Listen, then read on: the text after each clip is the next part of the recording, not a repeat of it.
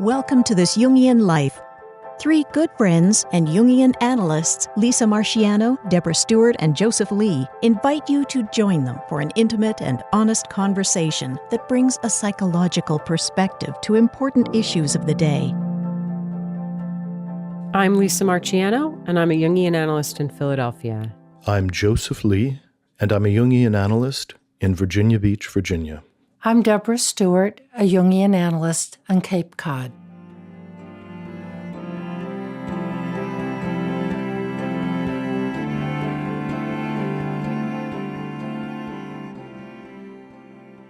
The new controversial Netflix series, Monster, the Ed Gein Story, offers a window into the devouring mother archetype, a transformation fantasy gone horribly wrong, and the human capacity for monstrous behavior. Gein's crimes inspired the Hitchcock movie Psycho, the Texas Chainsaw Massacre, and Silence of the Lambs. It challenges the audience to confront its fascination with evil and begs the question, where do the monsters hide in our own psyche? To help us wrestle with these questions, we're joined by Joey Pollari, actor, musician, director, editor, and the man who plays Anthony Perkins in the show.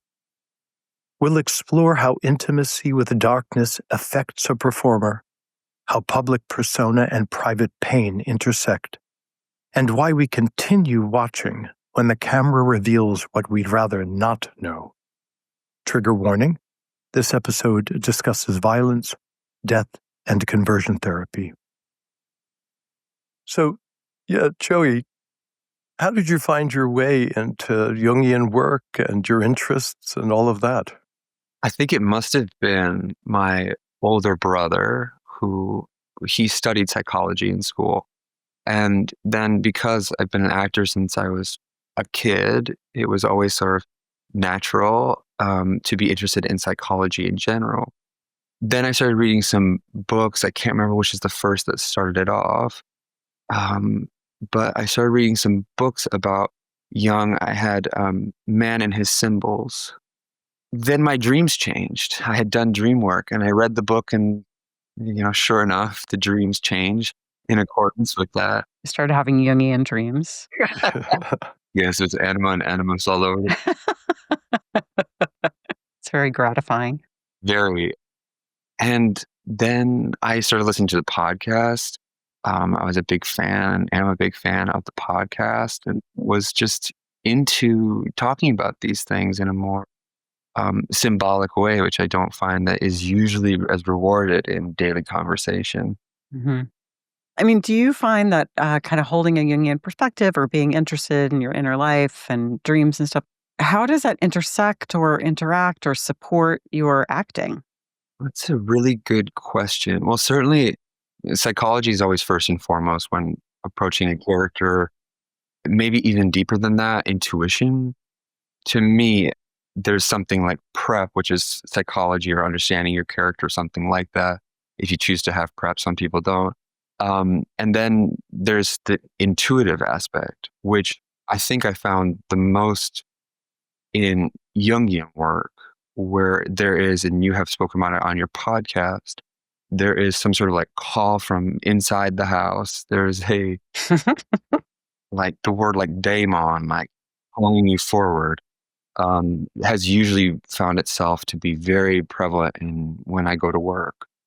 So like as you're working, you're guided by that. I mean, I don't want to talk too, sort of out, but it's about intuition, and acting is, acting is reacting. It's about intuition. To me, there's something that you can plan all you want, but until you're in the room and you're there and they say action, hopefully you're trying to discover something there. And that, I think, is something close to listening to the spirit of your own intuition. So when you were preparing for your role in the Netflix series Monster, I'm imagining you're learning about Anthony Perkins because you're playing Anthony Perkins, who is playing Ed Gein, the famous serial killer. So you've got like two masks, in a sense, over you. It's a huge amount of information, both about Perkins and about Ed Gein.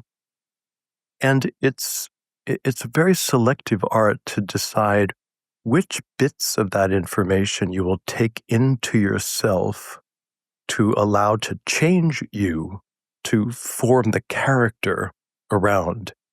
So I am curious, what parts of Perkins' story and Gein's story did you take hold of to build that character? There was a book I had read about Anthony Perkins called Split Image that was about Perkins in his private life versus his public life. And then eventually his taking on of Norman Bates and the way that sort of marred his career. He was so identified with that character that he basically fled to Europe to make films, and was called back over the course of the rest of his career continually to return to that role, for better or for worse. He eventually directed a movie sequel to Psycho. So that sort of tension between private and public is, I think, the show's interest in Perkins. Mm-hmm. So that felt extremely important. And then sort of the general arc of trying to take on, okay, he's playing Norman Bates. Hitchcock in this scene in the house is telling him, you are like Gein, you can portray this role. Certainly I'm taking my own personal history of coming out to that experience. I'm remembering what it's like to feel negative feelings towards myself. And then the sort of ever-present question as an artist between private and public life. When you were reaching into that monstrous aspect, Norman Bates does monstrous things, of course, inspired by Ed Gein's monstrosities. How did that change you? I mean, you're imagining these things, you're talking to yourself, you're creating a subtext, you're altering your body in subtle ways. You're taking that stuff in, you're metabolizing it. I imagine that affects your psyche. You know, I have never been one to really have a lot of runoff. I always thought the best way to get to it was to almost be laughing and talking. And then That's interesting. I found I've been doing this for 25 years. There's something about the intense prep, the intense I'm going to do this, that tends to bung up the word. Yeah. Okay. I get it. Yeah. I like that term too, runoff, yeah. I don't know that this is an apt comparison, but sometimes people will say, I don't know how you do what you do all day. But I think I'm just sort of relating because I go into session and I'm 100% there and I'm listening no matter what, and then I'm out. And I'm not saying that nothing ever stays with me. I mean, obviously there's times it's like, oh God, I've just heard a horrible story, or that's so upsetting, or I'm thinking about someone, but in general, the reason I can do it is because I go in and I'm in and then I'm out, Yes, and I think there's something, it's probably different for someone like Charlie Hunnam, who's in that role and committing acts of violence for a long period of time. And I think he's spoken publicly about his experience with staying with that character. But probably true to your experience as well is that the thing that really affected me the most, or felt like the most weight, was just the weight of a true story of his experience, which is being painted. It's not a documentary. We are condensing quite a bit of time into this one period.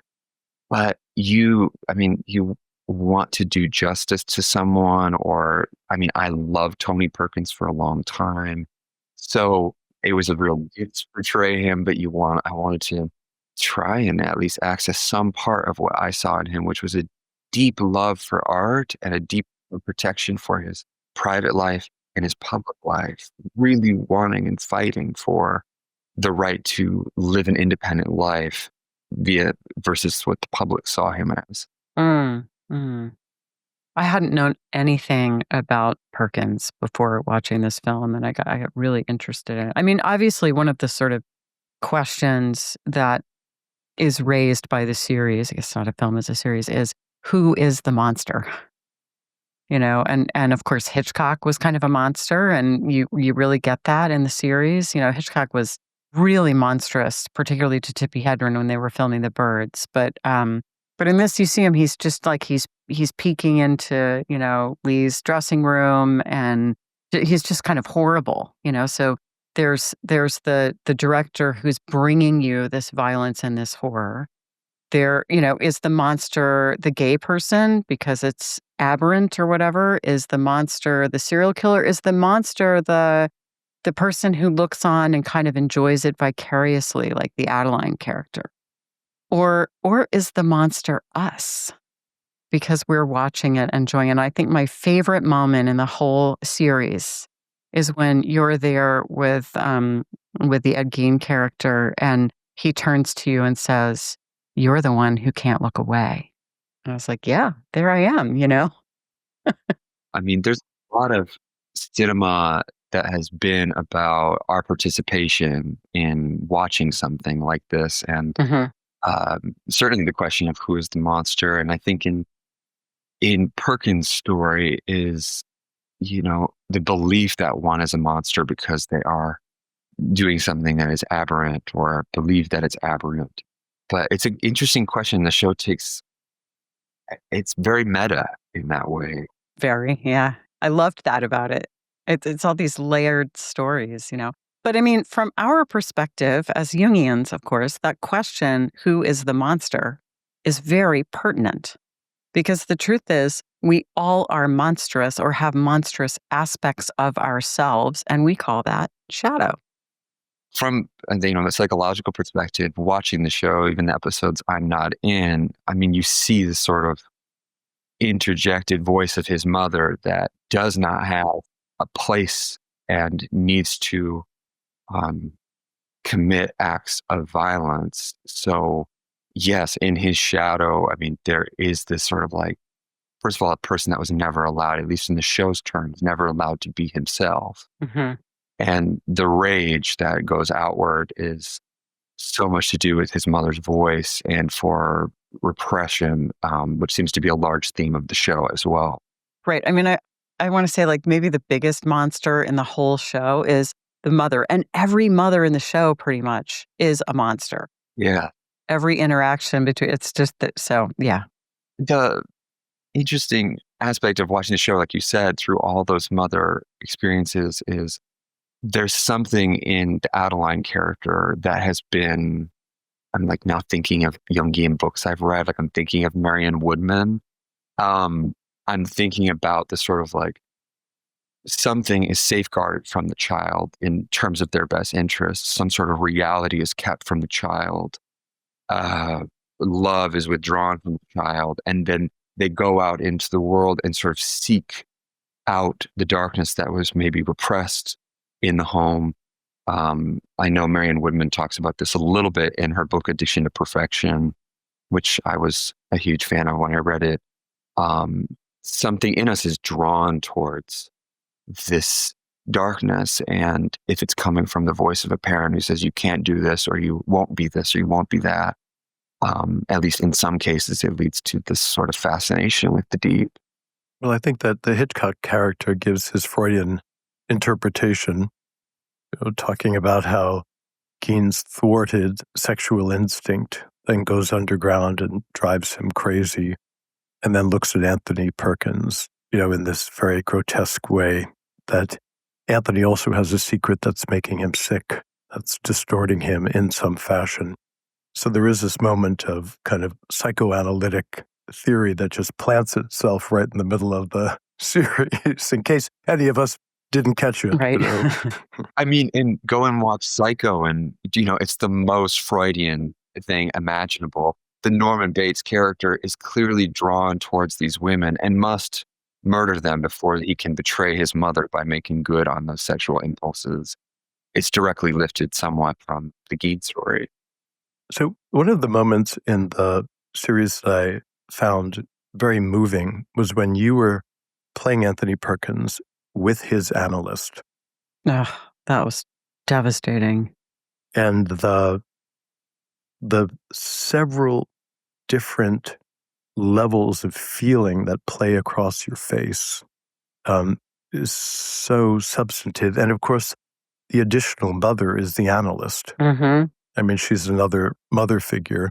And watching your character go from being sad and frightened, then you hide your face for a moment, then you hide your lips, you look around, and then there's a moment where you glance left as if you're seeing someone, which I'm thinking, is Ed Gein somehow there in the corridor? And then there's this moment where you move from horror into this charming smile where you then just align with her and say, yes, I want to. I truly, truly want what you want, which is to cure you of this homosexual fornication issue that the analyst puts forward. So watching you dance through all of that and then finally come forward with that mask of a smile, and then we're in that realm of shadow and persona as well. And what you're willing to do is in the character to please that mother. Yes. Thank you for the. Yes, you characterized the scene so well. There is this deep need for the Perkins character to satisfy both the need to live a life maybe as a movie star, or live a life that he imagines he needs to. And when I remember doing the scene, I remember thinking, it's not so simple. It's not just mask or persona, like you say, and especially in that analytic environment, he's feeling extremely vulnerable, and the desire, the wrestle between those two feelings of I want to be myself and I don't think I can are coming up against each other in that scene. And that wasn't definitely the plan when doing it, but all of a sudden, it wasn't the plan before, like I was saying before, you just are in it and all of a sudden feeling, oh, the switch is going here. I always think of acting as like a river, and either you're on the river or you're watching the river, but when it's good, you feel like you're on the river. And I'm sure any artist, or even maybe someone who's working, you feel that thing, what it's like to really listen. And it's that moment where the individuation is thwarted. Mm-hmm. I mean, Anthony is with Tab Hunter. There's a relationship. It could continue, maybe. And then this intractable tension between the superego, the culture, telling him, but you better be this way, but he knows himself to be really something else. And the collision between those two things that all of us experience in different ways, and that Perkins carries into the making of Psycho. So I'm imagining that his own tortured internal experience is also present in the Norman Bates character. And I think Hitchcock's casting is brilliant in that way, that Perkins doesn't have to fake, that alienation from himself. Exactly. And there's something I really relate to, which is that, Hitchcock looks at Perkins in the show and says, you're like him, you can do this. And this really speaks something to me about casting, about I used to have an acting teacher who would do this exercise where people from the class would get up one by one and sit in a chair. And she would turn around and go, what do they get for free? What do we see in this person? What roles do we, just by their plain face?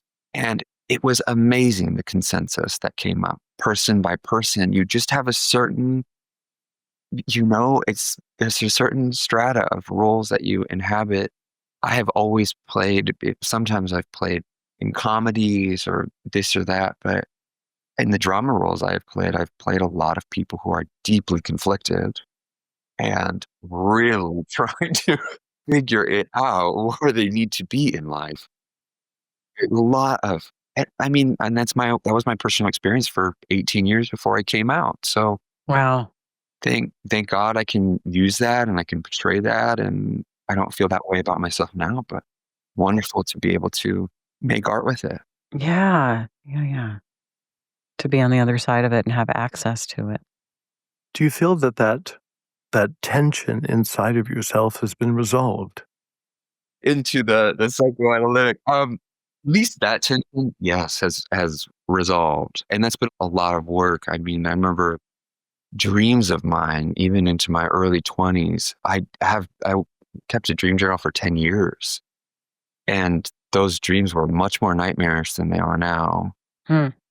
I feel like they've gone full avant-garde at this point. Now that they're like, okay, you want to pay attention? I'm going to throw you some curveballs.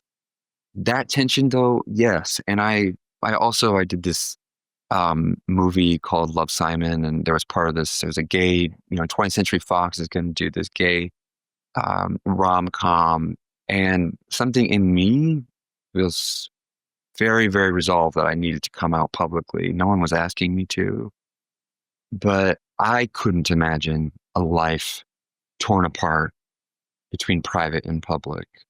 I couldn't imagine it. I didn't know how someone could move forward and do that. And people do, of course. But for myself and looking at those dreams, there was every warning sign was saying, do not hide, do not hide. Yeah. So your dreams have guided you. A lot, and not always with a great amount of understanding on my part. But I look back, I was recently going through a dream journal entry from 10 years ago, or even 8 years ago. My father died when I was 23, and I remember the dreams of that period of time. Wow, I couldn't believe the amount of conflict and conflicted energy was there compared to some dreams now. So that was always a home point for me. And I do other art as well. I make music, I write. Those have always been a good access point of actually looking at what's really going on. Yeah, I'm just sitting here imagining that you have sort of I'm imagining you have a very well functioning ego self axis. That is, I have hope so. I sure hope so. all this work, all this time. Certainly, like looking at dreams now, there's not the such common dream formalities, like someone's coming into the house is getting uprooted, there's a tornado. When I've heard friends' dreams, people tend to call me for their dream interpretations. Wait, what? You got to say more about this. You're that guy.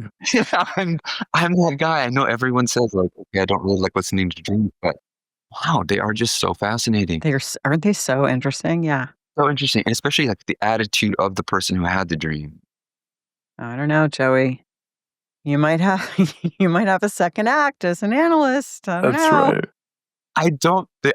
One of my good friends just became a therapist, and I was listening, going, I don't know if I'm cut out for that, but I will happily listen to a dream. And I started doing more dream work during the pandemic. I had a roommate. She and I were talking about our dreams every morning. Both of us unemployed, trying to, I don't know, just talk about what's going on.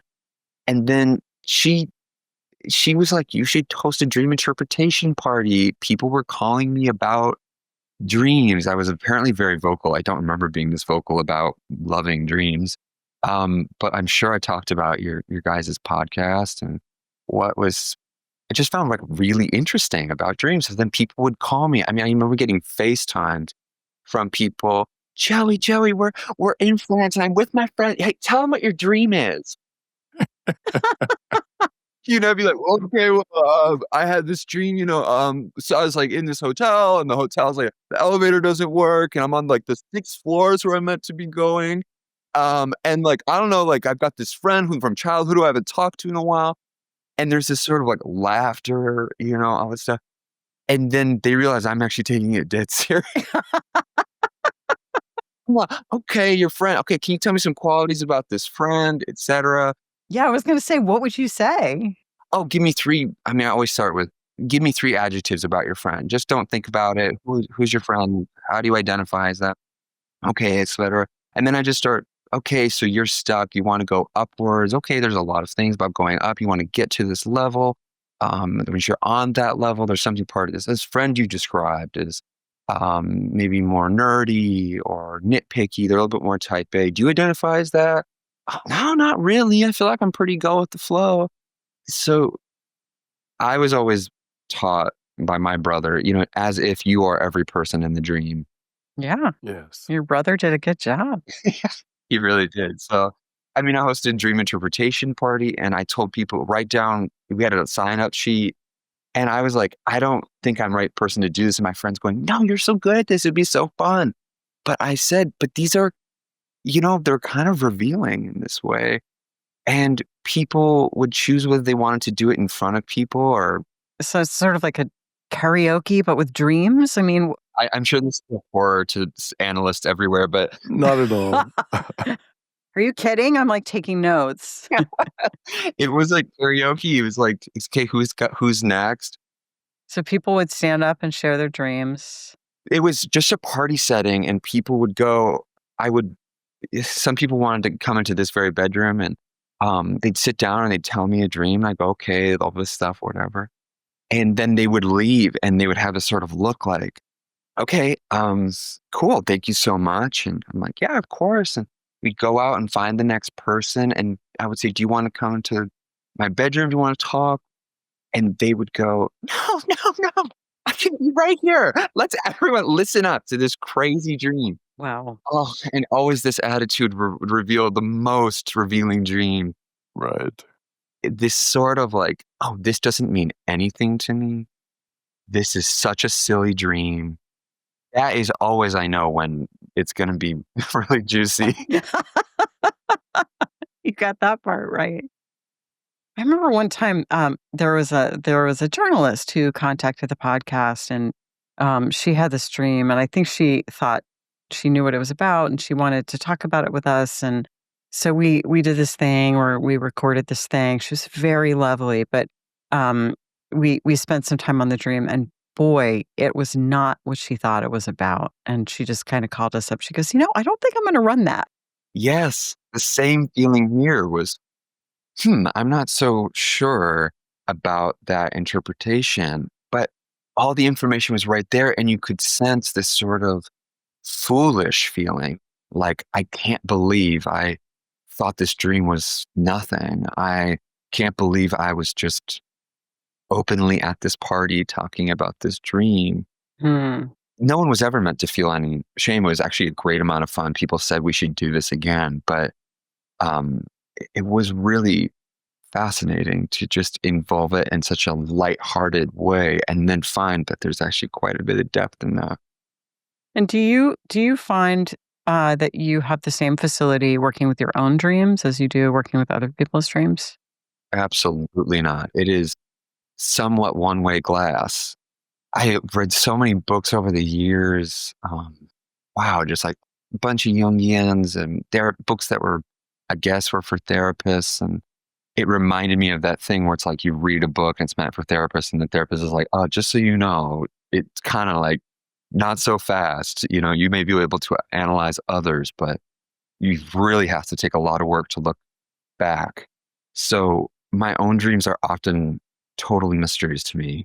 Yeah, I mean, I feel like that was kind of our focus with DreamWise was really like getting around that one-way glass of being like, because Marie-Louise von Franz says somewhere, you can't see your own back. And understanding your own dream is a little bit like trying to look at your own back. And so when we were writing DreamWise, we were really like, how can we help people?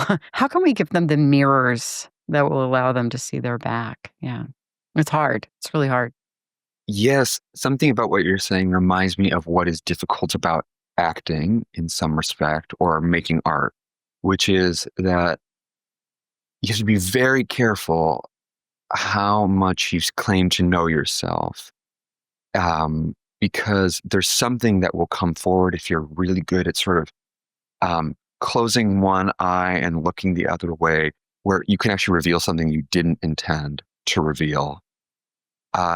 But it's hard to look at that directly. It's hard to go, I'm going to reveal my shame in this scene. I'm going to be in the scene with Anthony Perkins, and I'm going to reveal X, Y, Z. It tends to close up, like I was saying earlier. It tends to go as if you are not getting anywhere close. But if you sort of dawdle and sort of just talk around it, and you can find a way to actually access those things. It's like if you use your peripheral vision, Joseph, it kind of reminds me of the exercise that you have instructed us to do sometimes by using your peripheral vision. Yes, yes. But also I was thinking that, when you're looking at a starry heavens, there are some stars you can only see through your peripheral vision. You can't see them by looking straight ahead. Wow. Yes, and there's something, I'm a huge fan of the Medusa myth. I'm very interested by the fact that you can't really look at something directly in the eyes that's something that overwhelming. I think you guys have talked about this on the podcast before. Great books written about that as well. The sort of like Icarus trying to get too close to the sun, Medusa staring at you, have to look at it through, I think that's Marion Woodman, the silver mirror. Like Hercules has to look through the mirror and Perseus and look through and see Medusa. But staring directly at Medusa just tends to freeze you up. And the Medusa myth, coming full circle to the start of our conversation, is all about sexual splitting. It reminds me of I don't know if I can say this on your podcast, but this quote by Gertrude Stein is like, if you try and write a poem about two dogs fornicating, you'll end up with a poem about two dogs fornicating. And there's something about this. You try and have this aim for something, and that's all you will do. That's all you can complete is this thing. You set out to write, like I have, an album about the grief of losing a father. If that's all you try to do, it will end up with just that. So what you're saying is you have to make sure that it's not sealed tight. You have to leave room for the unconscious to come in. Could not agree more. That's why I was working with dreams when I make art, or work with the intuition, feeling the daemon. I like that language as well, but there's something that is, I'm going to pay homage to. I'm not going to seal everything tight. I'm going to do my prep. I'm going to have an intention. And then once it's go time, I'm going to follow the river. I'm going to try and get on that river and see if it will lead me to where maybe I didn't intend for it to go. But it always has a way of coming back, always has a way of informing the intention. Joey, do you know your typology? You mean an Enneagram? No. Are you an ENFJ? An INFJ. You're an INFJ. Exactly. Enneagram. Got really into that recently. Enneagram stuff. Because the way you're describing your method is so congruent with that intuitive feeling function. Yes, and I did not operate that way for a long period of time. I used to be very thinking much, like I needed to really bat down the hatches. And I didn't actually have proof of that working in my life as much. Every job that I booked as an actor over the last 20 years, I would say 70% of them included a last-minute cold read. That's where they give you sides, give you a scene. When you're there, you had prepared 2 scenes for the audition. They go, here's about this third, and just take a look at it. You don't need to think about it. And that panic goes up. Oh my gosh, I didn't have time to prepare. But that was always my magic. So some of that dream work, my grief work after losing my father, was all about trying to tap back into that intuitive feeling that had guided my life in a way that I was not aware of. I remember when we interviewed Kelly Bulkley on the podcast, and he's written all these books about dreams. And I said something. He was like, "Yeah, my muse is very good to me," and I loved that. Yeah. So your muse is good to you. And I use that language. Yeah, she shows up. She shows up. They show up. I've been really lucky with not only those experiences, but in writing or making music, that when I say what if, or I put on the mask of some genre I want to play in, it tends to be really beneficial. I haven't been as blocked up, I don't feel, because of some of that, like, this is how it needs to be. It's this or bust. The muses tend to really like that invitation. Oh, what if I just made this Lou Reed record? I love Lou Reed, and I'm going to try on that thing. Well, you'll never be Lou Reed. Even Lou Reed was changing as Lou Reed. But the thing you get, if you're not so airtight, not so deferent, is that you can get away with somewhere in the realm, and it's something different. So my muses have taught me that as well. It's more, you just aim the arrow and land there, great, but if not, it's fun where you land. How I would describe that is to ponder something and to ask how it affects you rather than pondering something and trying to be it. Wonderful. Yes, I really agree. I mean, it's sort of what you just said reminds me of Harold Bloom has a book called The Anxiety of Influence, in which he lays out steps for the poet to get away from their influence. Of course, I'm sure you both are that's so psychoanalytic, the influence of parents or life. And what he says I love, and this really gave me a lot of solace, is that great poets get away from their influence, from that anxiety of influence, by misinterpretation.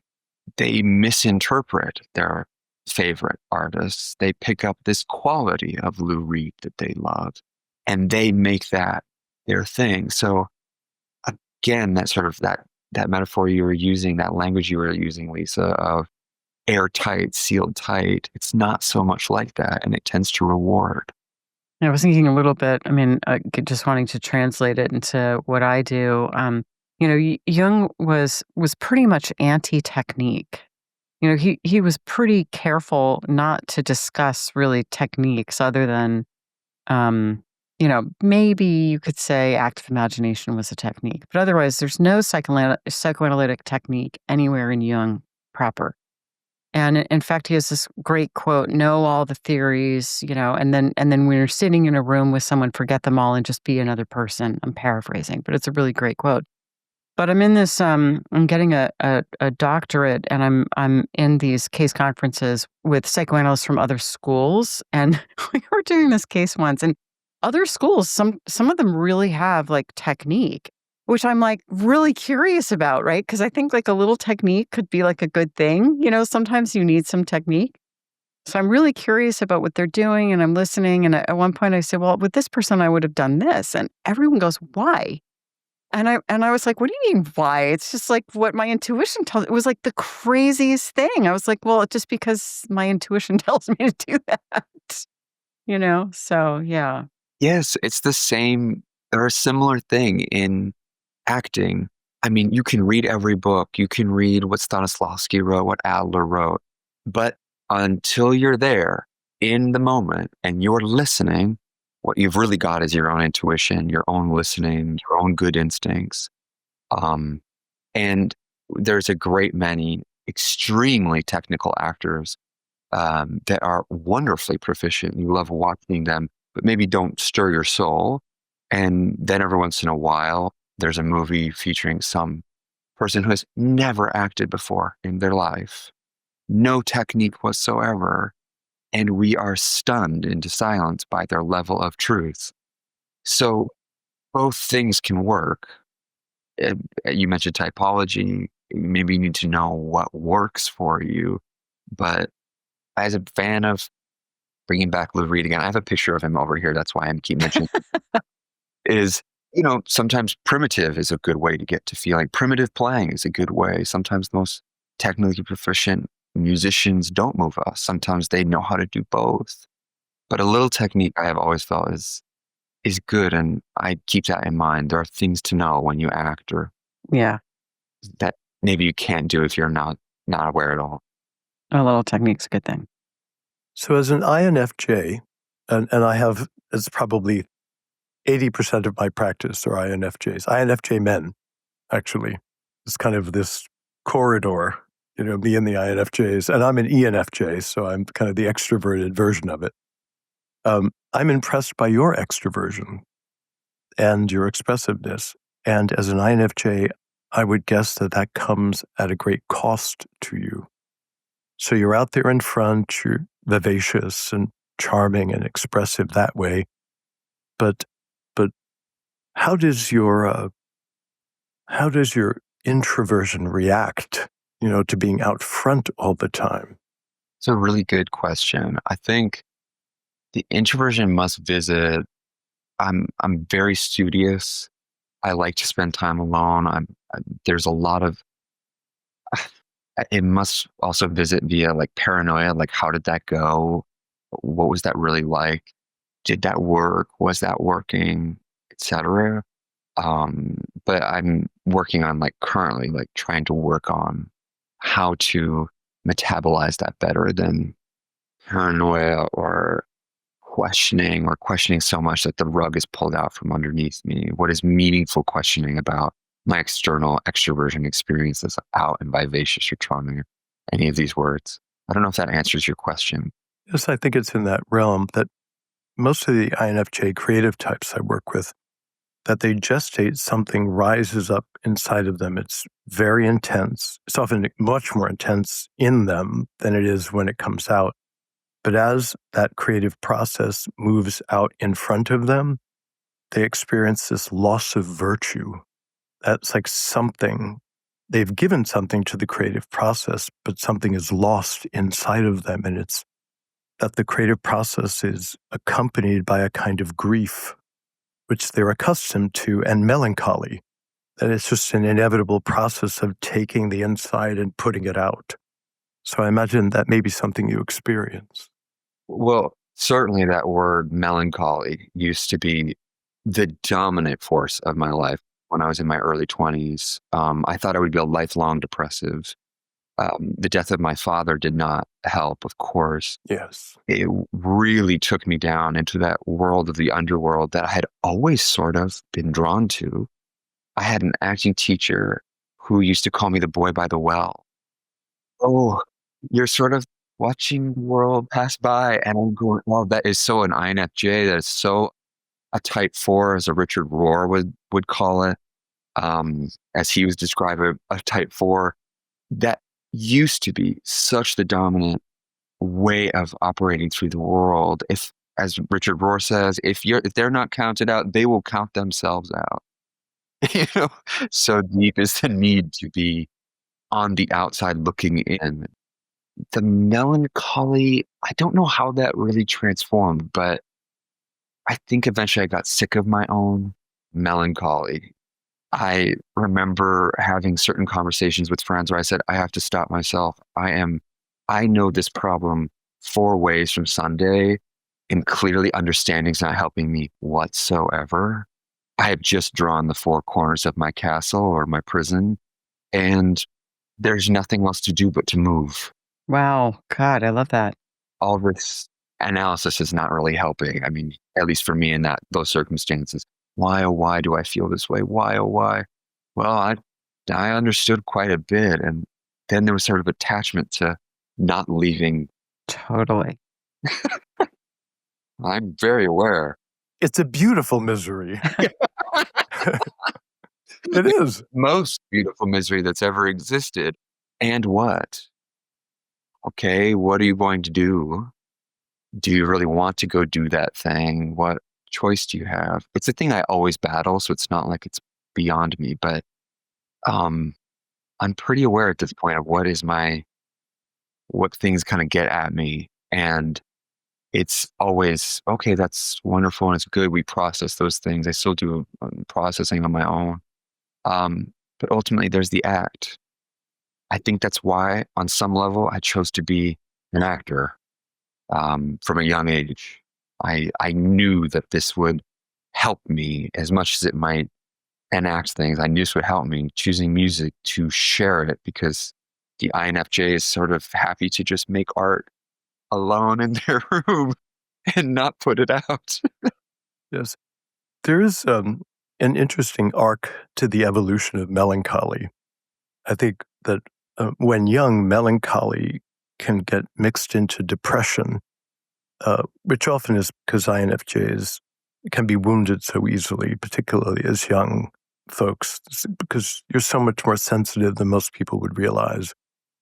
But that I think that when the melancholy can separate out from the depression and lift up into the artistic process, it creates an exquisite and almost unbearable intensity in the life. And that becomes a kind of poetic stance, and it's a kind of agony that most INFJs wouldn't trade. because it makes them feel so alive. And that makes the arts a perfect place, to live, to plant your flag. I mean, I really resonate with what you're saying on so many levels, especially in that realm of that kind of, if you can externalize that thing and that conflict inside, and you can actually display it, it's wonderful. That's the artist I like. I don't know if Joni Mitchell's an INFJ, but okay, I like listening to that sort of like, there's comfort in melancholy, as she says on her album Hijira. There's something beautiful about that if you can find a way to actualize it. My 20s were a great deal of wondering how to actualize that. Your fourth function is extroverted sensation, because you're an I, N, F, and then J, and that puts your sensation as your fourth function. And the fourth function is the primary gate through which the unconscious and the self speaks. So for you to take your inner experience and then turn it into a body state, to turn it into a physical activity, that is actually the gate between the ego and the self, is the fourth function. So you discovered that all on your own. And yes, it would be the place where the medicine happens from the soul, but also it completes the circle so that you're not constantly feeling alone. Because INFJs suffer from that agonizingly. But when you can open up that fourth function, live in your body and let your body do things that surprise you, the companion that is actually ever been with you begins to make itself known. That is how I feel about acting when I'm doing it well. Wow. Yep. That is when I think I am doing something right, is when it enters the body. The body is choosing what to do. It's purely sensing. It's not an intellectual exercise.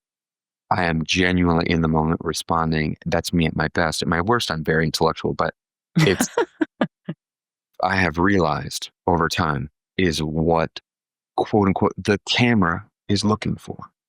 It's the crack where God comes in. Yes.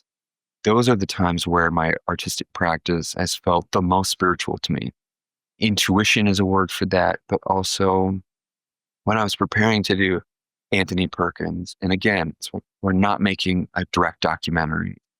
How do you really embody a person? Yeah. Also, all the clips I'm pointing at my TV, all the movies I had watched, there's not many clips of him being interviewed. So you have basically his screen persona to base the performance off of. Okay, there's this wonderful clip of Tony speaking French somewhere, and he's so charming. Okay, that's an interview portion. But otherwise, it's very grainy. Even the microphones are picking up the tinniness of the voice versus maybe how it actually sounded. All these things are kind of like, how am I going to genuinely show up? How am I going to be able to do this thing? And I don't mean to talk any way of overstating my own performance, or people may have their own judgments about how that appeared, or if they think it's truthful or not. But for me, moments like the ones you describe in the therapist office is the moment where I'm going, well, I am trying to head and be him so badly. And I don't know if it's really working. But the moment I would sort of let go and go, just trust that it will show up. Yeah. Is when I watch it and go, Anthony Perkins. So that's a contrary lesson. That is hard, I think, especially to learn in your 20s, but it's a hard thing in general to learn how to get at that thing that you really desire. Is often kind of, as you said, Joseph, it's kind of like the fourth function. It's your fourth thing that you need to draw on to get it there. It's like having a dream and there's suddenly an extra door in your living room and you open it up and you're like, my God, my house is twice the size I thought it was. Yes. And you start walking around inside of it. Yes. That is definitely the theme of my life right now. That's a great place to be. That's a great place to be. A scary place to be, I mean, the moment you step out, every voice inside goes, but are we really sure we want to step out? Are we really? I think, you've actually wanted to maybe think about this a little bit more, and you can just get back to so it's almost like being led by the nose, like one of those cartoons. You're like, oh my gosh, I'm going outdoors, and then I'm turning back, and all of a sudden I was like, how did I turn my back? I've got to get back out. I read this book. Sorry to keep talking. I read this book called Archetypal Defenses of the Spirit. I think it's called The Inner World of Trauma. Yes, Donald Kalshad. He's our buddy. Yes. Mm-hmm. I read this when I was in Southeast Asia. That's where I went to after my father died. Wow. God, you're like 24 and you're in Southeast Asia and you're reading Kalshad? Jesus. Insufferable. That's a deep book. It's profound. Yeah. It was a profound experience for me. Mhm. I remember just highlighting it so endlessly. But that's what I think of right now. I think of those defenses of the spirit, the thing that wants to come forward. Any acting class worth its salt will tell you about your blocks. It's a lot of what we do in analysis. When I would read therapist books or books that were, very analytic, I was like, oh, the ties here are so close. So again, it's like always a reason to step back indoors, but not as good of a reason as there is to step out. I'm still learning that lesson though. I think that the most common struggle for INFJs, I don't know if it's true for you, is resentment. And resentment means a very specific thing.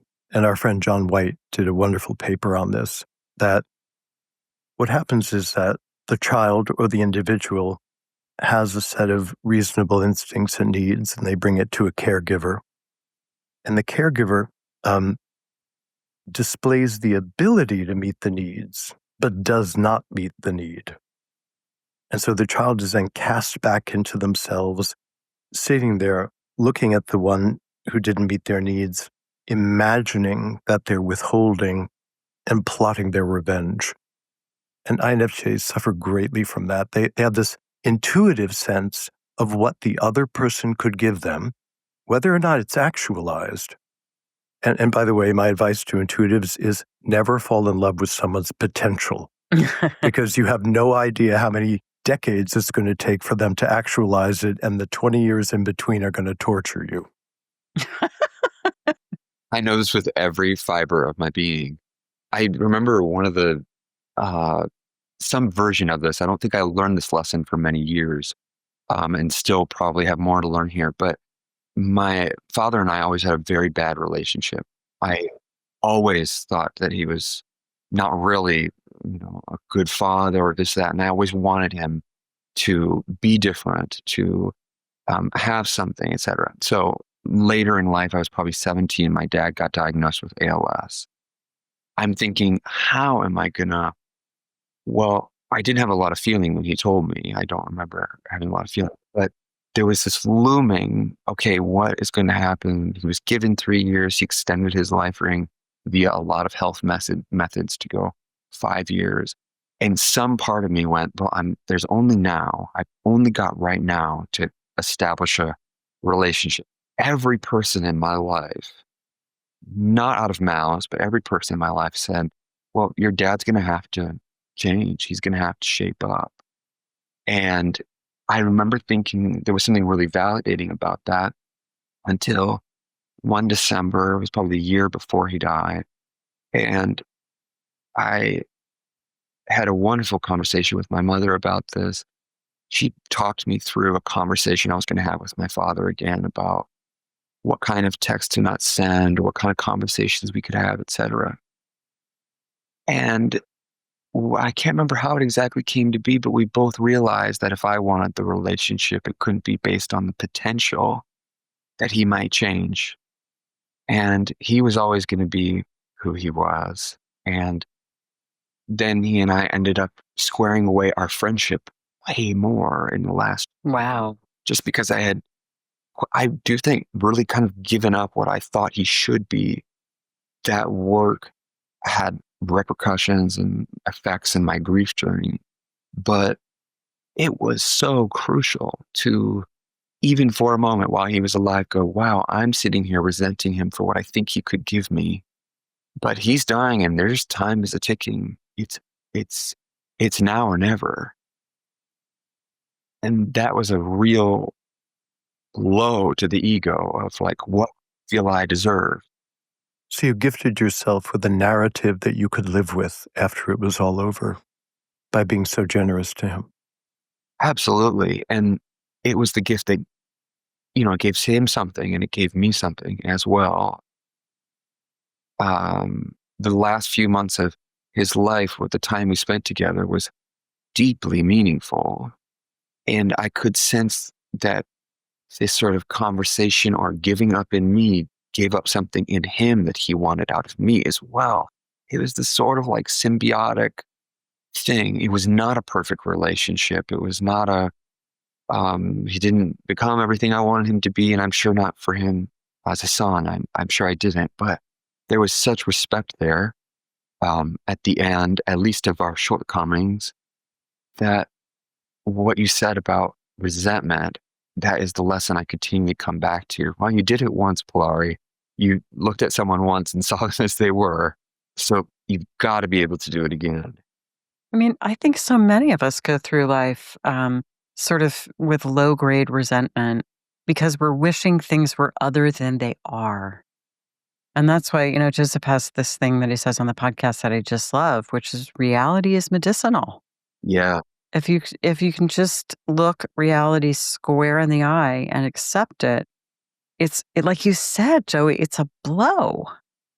It's a real defeat for the ego and the ego's agenda that I want what I want. Well, it should be this way. Yes, sweetheart, but it's not. So this is what you got. It's a real coming to terms, and I'm sure I'll be greeting that gate many, many times over the course of my lifetime. It's just an endless amount of greeting where you are and looking reality in the eyes. The grief journey for me was squarely in that realm. Okay, but it's not like you thought. And I had huge wells of rage at that time after my father died. Sure. And I remember the phrase I had was, it's going to have to be okay. Like at this point, it's going to have to be okay that you're waking up with your fists clenched in Southeast Asia all by yourself at the age of 23. It's going to have to be okay, because surely the sort of pushing down of what's going on is really not going to work. And I have to learn that lesson every time I go to act as well. It's the same thing. I was going to say that the key that unlocked your acting is the same key that unlocked your relationship to your father, which is that you can't go in sure that it's supposed to be a particular way. Yes. It's the theme of my life at this period of time, following intuition, but it is kind of a general rule of life. It tends to show up that way. I always think that art or acting or music or anything, even my friend as a therapist is relating when we talk about the artistic practice. If you just show up and are really there and see what's there, it's going to be much better than all your plans or this or that. Not to poo-poo planning, but Well, it depends if planning is your strong suit. yes. Or if you're a thinking type, then planning and crafting and being a Stanislavski-styled actor where your pinkies are under your control and every eyebrow is planned. I mean, if you have a talent for that, then it'll be beautiful. But, putting a unicorn in a rhinoceros outfit and trying to teach it to dance like a rhinoceros is a tough thing, rather than just being the unicorn that all INFJs really are. Yes. A fun thing about acting is that if you do get cast in something that has a character like it's not the normal things that you access, that can be really fun, because you think of yourself as an X, Y, Z person, but this character requires only instinct. This is pure id, and I don't live that way. I'm a very considered person. So it's like, okay, what are the things I need to do to access that? Mm-hmm. Right. And that kind of, in some ways, brings us back to shadow, because, I mean, I've always looked at actors and really admired them, because the craft kind of forces you to get to know aspects of yourself that you might not otherwise want to know about. Yes, and it's no guarantee. I mean, surely you could be in contact with these parts of yourself and still be XYZ type of person, still be someone who's cruel, etc. So it's not a guarantee, but it can. I'm hesitant to say that acting can teach you a lot because it tends to be funny how it's like it's sectioned off, or some people I think feel like a great deal, like they really learn something from acting. Others don't, or their art, or this or that. Well, I'm thinking about, for example, if it's something that's really kind of ego alien, really something that you think you're not, and then you have to find it in yourself, even just for that moment. That's. I mean, I there have been times when I was like, oh, I'm not that. I couldn't imagine being that. And then some life circumstance happens. It's like, holy shit, I am that. It's like, God, it's never ceases to be humbling. Yes. It's that sort of nothing human is alien to me sort of experience. Playwright Terrence. That's quoted in the show. The Adeline character says that. I think I think Capote said some version of that, or it comes from the Greek playwright Terrence. No human experience is alien to me, and that was part of his philosophy about writing his plays. Mm-hmm. Yes. It's hard to do something as an actor with a great deal of judgment, that's for sure. So if you can just sort of sidestep it, it can be nice. Joseph, weren't you an actor? I have a Bachelor of Fine Arts in acting, but I left the industry and became an Alexander Technique teacher within 24 months. Really? Okay, I've never done Yeah. Alexander Technique, but I know friends who have. I think you'd love it from the standpoint of it makes the body the primary object of curiosity, and that would play into that fourth function for you. But it's careful because some Alexander Technique teachers can create a kind of rigidity in the actor. And so when I did a lot of teaching in universities, and the acting teachers were like, oh my God, you're going to ruin everyone, because there's a method about how to move. And so the actors would be on stage practicing the Alexander Technique instead of practicing their characters. So in that way, that was complicated. But if they really understand it, it's remarkably freeing. I would imagine the class I went to for a while was derived from Stanislavski, and I don't do this now, but there was a whole realm of the class called relaxation. Okay, everyone's going to, up and down and try and just and say what you feel, get it out. People will look at each other across the room and say their feelings about one another. Yeah. I loathe you.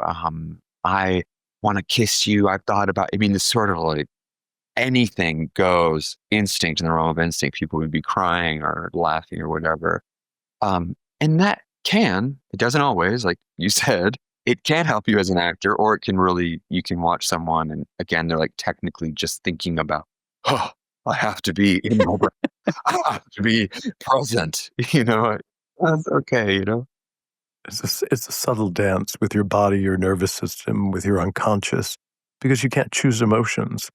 You can indirectly prompt your unconscious to generate or remember a feeling, but the unconscious is going to do its own thing.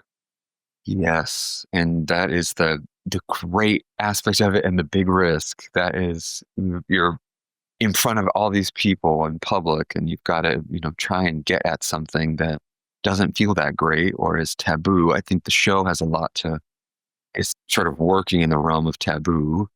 Oh, very much so, I would say. The box of vulvas being one of those things. Being one in that house of horrors, and you're trying to you've got your own parental taboos, or why can't I access my anger, or what's stopping me from doing that? That's not just an acting thing, that's a real life thing as well. What is blocking me from feeling this thing? I should be grieving, but I'm instead making cakes, or why? What messaging did I get where? And that whole movie is about blocking. I mean, Ed Gein's House of Horrors are all ways to not experience things.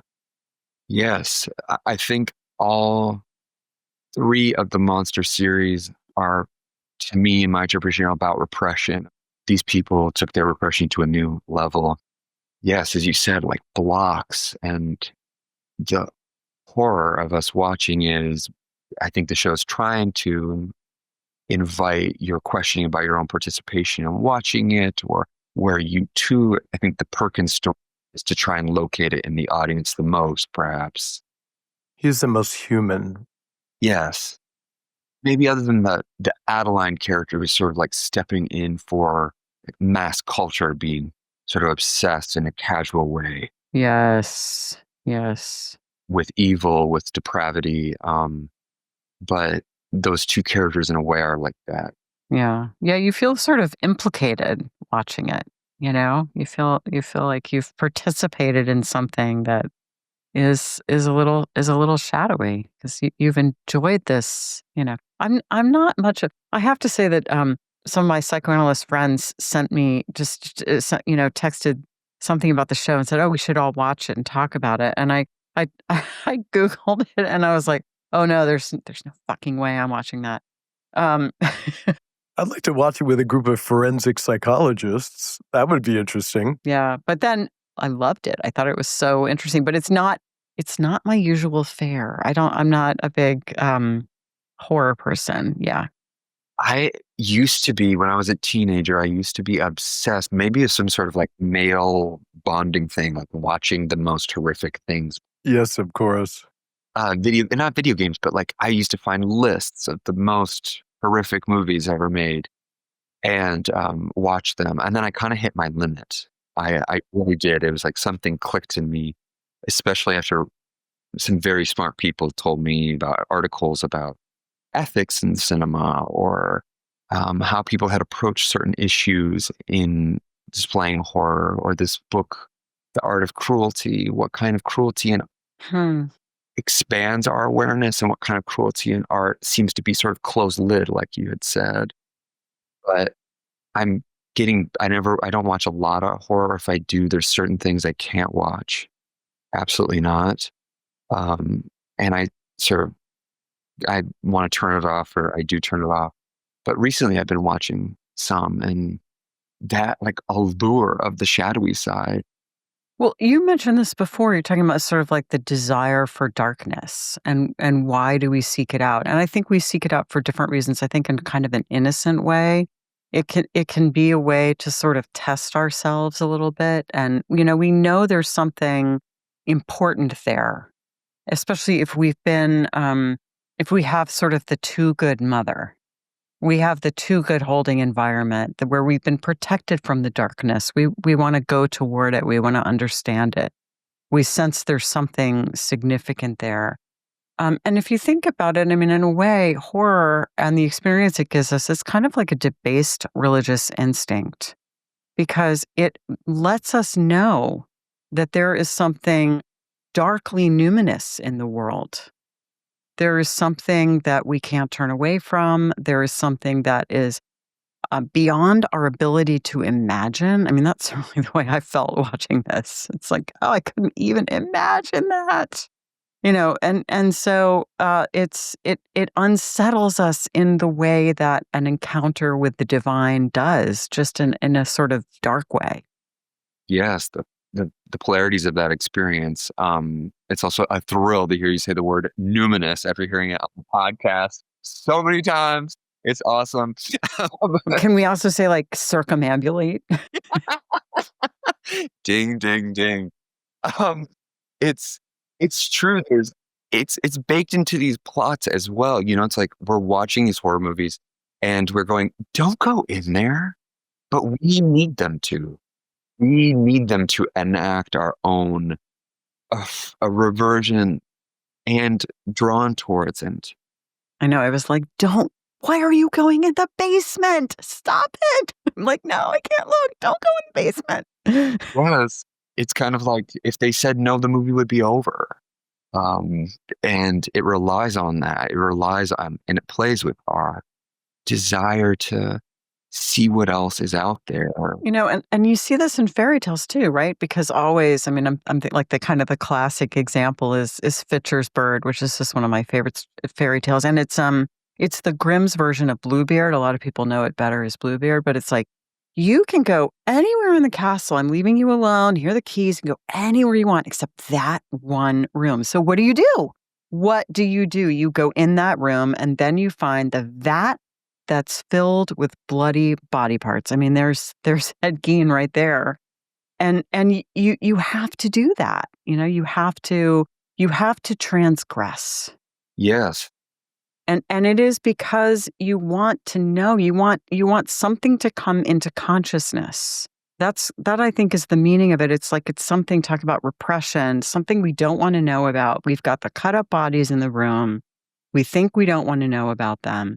But always in fairy tales, when you break that rule, like something is brought into consciousness. It seems like a tragedy at first. So if you think about, the singing springing lark or something, which is the Grimm's version of Beauty and the Beast, it's like the thing that makes her lose him is he's not supposed to be exposed to any daylight. And so she locks him in this dark room, but the wood is new and it cracks and there's a little bit of light that gets in, and then she loses her beloved, and she has to go in search of him. Or it's a Psyche and Eros too, right? She lights the lamp and a little bit of hot oil lands on him and he sees, and then that's gone. And then so it seems like a tragedy, but then ultimately it's about bringing something to consciousness. So you don't want to go in the basement, but you need to know what's there. You need to know that stuff.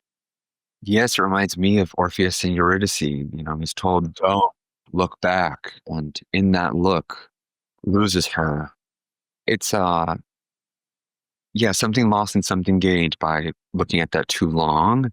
And I like the scene quite a bit in the house where Hitchcock is guiding me through, because there's this like forced look at it.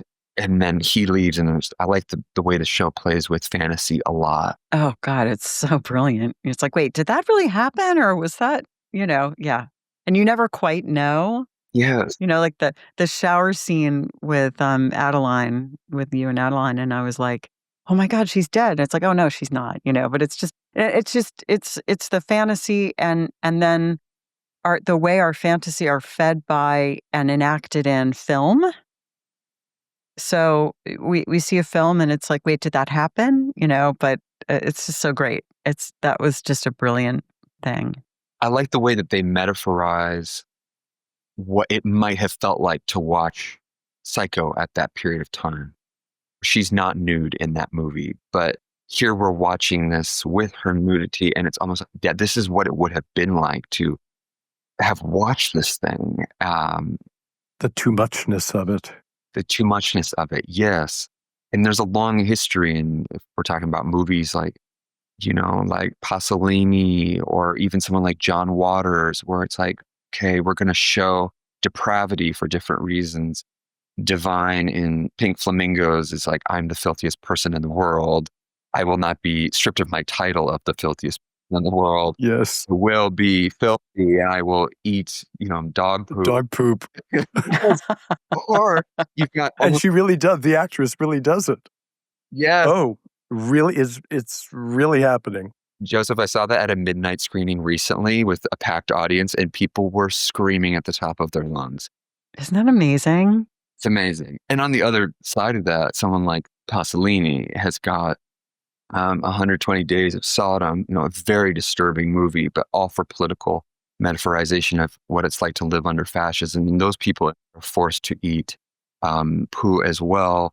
And you see this kind of like total at two poles of the experience. One that's meant to sort of like enliven us to the sort of darkness of depravity, I'm disgusting or whatever. And this other thing, which is, wow, the depravity of human life under fascism is metaphorized here.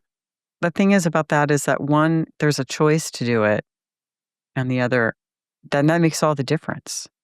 Yes, a great point. Exactly. The work with John Waters seems to be sort of like originated on like the desire to transgress, I would say he'd agree. So I'll tell you a story. I auditioned for John Waters. This was another experience where I was like, I'm in the wrong business. So he's casting for Hairspray, and it's in Baltimore. So I go, for a short reading. And he sits down, and he and his I'm not sure it was a casting director, is there. And they're talking about me. He goes, "You do look very young, but if I put you next to real high school students, you won't look that young." And I looked like 15 years younger than my age, maybe. And so then he goes, "Well, there is this role of the singer who has at the prom who has the guitar, and maybe I could consider you for that." And so I looked at him and my brow furrows, and I say, "Mr. Waters, but I don't know how to play guitar." And then like this ice descends into the room, and I'm just frozen. I'm like, I think I said something really wrong. And John Waters leans forward with this total dead expression. He goes, "That's why they call it acting." And I thought, I just need to leave this whole venture. I wish I could have seen you in that, Joseph. That would have been next level. It's all going to be dubbed later. Easy. Yeah. He has some great stories about working with non-actors. Like there's a woman who's in, can't remember her name. She's in Pink Flamingo. She's also in Polyester with Divine. And John Waters has director's commentary where he's like, she couldn't say anything. I mean, she couldn't remember a line for the sake of God, but we got her on the one good day she could get a line out and you make it work. It was so, and she's like one of my favorite parts of that movie, Polyester. Every line she says, every reading is insane. But he's willing to work with her lack of line remembering and make it work. Joseph, I don't think I've ever heard that story. That's really that's great. Death by 1,000 paper cuts. And then I became an Alexander technique teacher and experienced some success. Well, Death by 1,000 cuts is this business for sure. Yes, the amount of rejection that you endure is a lot. Yes. I felt like I was being tutored by the universe, and I took the lesson in, and I'm much happier for it. Oh, you went in that direction. I remember certain auditions I had. I remember one time I was in a director's session. This is maybe 10 years ago. It's a comedy. The director is a famous comedian and big, casting agency. And he's like, "I just want you on this next one to really go for it." And my character got, I think, like kicked in the gonads or something, and it's like screaming at the end of the scene. I'm like, "Sure, I'll go for it. That sounds great." And there I am in the middle of the audition room, screaming at the top of my lungs. And they just stared at me. And I just... Thank you very much. I will leave now. Great to be here. Thank you so much. So one humiliation after another is usually the way this goes. So what's it like for you now? I'm sure you've sat and watched the series. What does it do to you to see those 8 episodes? Well, it makes me, I always feel this way. I do just feel the crew behind the camera. That's my day to day. Those are the people. I think about hair and makeup, and I think about the grips and camera, and I think about the director. Like, it's really cool to watch a thing come together and see how much handiwork has been put into it. Okay, I had conversations with Charlie. I know how hard he worked on that, or where this came from, or talking to this movement coach over here about their experience with this actor. All the things that make the thing itself. Much wider story going on that we don't see as populates your imagination. Yes, that is what I normally feel. It's really cool to watch it because I was only in 3 episodes of it, one brief appearance in the 3rd episode. So I had no idea where it was really going. It's nice to watch and see the way that things slot in.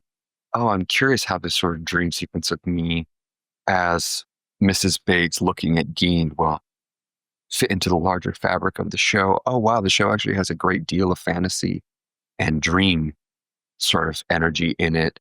throughout. Well, and it's like it's a hallucination, right? It's a psychotic process, yeah. Yes. But like actually watching myself as odd is not bad or good or anything like that. It just feels sort of like, I don't know if the word is like ontologically different than my experience. Here I was on set experiencing it, and now I'm just watching like a finished product of it. But it changes for me when I watch it with friends. That is when it becomes real. Oh, that's nice. That's nice. Once I'm with people and they're talking about it with my friends, that's when I go, it's real. And I really appreciated the editing on the film. There was so many masterful communications between different parts of the movie. And I love that scene where Ed Gein's mother is like tearing into this Cornish hen, and then it's echoed again as Hitchcock is tearing into a Cornish hen in the restaurant as he's telling the story. But the one uncanny thing I just keeps coming back to me is that the Hitchcock actor, and I don't know if this was conscious, but his whole character is designed around being a whale, if you think about it that way. So you see his eye pressed against the hole and it's kind of moving around, and it looks like a whale eye. And then when you step back and you actually look at how huge the forehead is and how totally expressionless his face is, that he actually kind of looks like a fish. I don't know, throughout the whole thing. So I don't know if the idea just contaminated my perception or that was an acting choice, but he really does look. That's what it's the show, watching art is that you've got some version of it or this or that. I mean, I know there's certain elements in the show that I go, God, it feels so close to this piece of art for me. Or I wonder if they were thinking about that. And sometimes I do know what they were thinking about. But it is sort of, really, fun to watch and get our interpretations. So the last impression I just want to share with you, I know we're coming up on time, is during our whole interview, you've had a vase up and above your head to your left ear. Mm-hmm. It's been poking up, here the whole time, kind of waving. And so I've just been thinking about that symbolically and thinking about it as an apt symbol that you experience yourself as kind of an open vase, and that contents are poured in and poured out, and it is kind of a mystery. But as long as the vase holds itself in the right way, that you can tolerate this inflow and outflow of so much as an actor. It just seems apropos. Wow, wonderful. Thank you. I will never look at this painting ever. Wait, you might have a different interpretation for the other. That would have been a different story. For INFJ, it couldn't be this portrait of a guy looking over his abstract art. Yes, but I will never look at it the same way. I really appreciate that. Thank you so much. This has been so much fun. It's been a delight. For our listeners who may not have seen it, Monster, the Ed Gein Story, now on Netflix, getting a lot of buzz, hearing a lot of people talking about it. Really, really fun and thought-provoking, and so great to have you with us today, Joey. Thank you so much. Thanks for listening. To submit a dream, suggest an episode topic, or join our mailing list, visit our website, thisjungianlife.com. If you enjoyed this episode, give us 5 stars and a good review on Apple Podcasts, Spotify, or wherever you get your podcasts. Subscribe to our YouTube channel and make sure to click the notification bell to be alerted whenever we upload videos. And keep up with all things TJL by following us on Instagram, Facebook, X, and TikTok.